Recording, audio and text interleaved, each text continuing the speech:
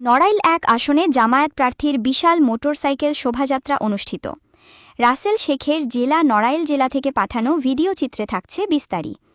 নড়াইল এক কালিয়া উপজেলা সদর আংশিক আসনে বাংলাদেশ জামায়াতে ইসলামী মনোনীত জাতীয় সংসদ সদস্য প্রার্থী মাওলানা ওবায়দুল্লাহ কায়সারের নেতৃত্বে বিশাল মোটরসাইকেল শোভাযাত্রা অনুষ্ঠিত হয়েছে।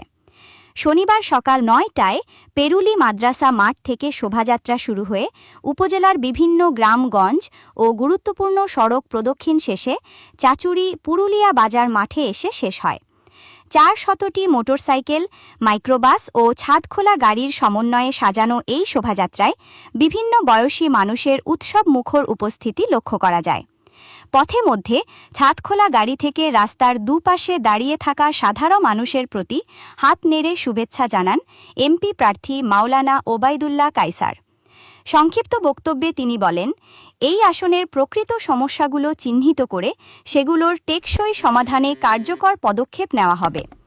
আগামী নির্বাচনে দাঁড়িপাল্লার বিজয়ের মাধ্যমে বিগত ৫৫ বছরের অসম্পূর্ণ উন্নয়ন কাজ সম্পূর্ণ করে নড়াইল এককে দেশের একটি আদর্শ ও মডেল আসনে রূপান্তর করা হবে।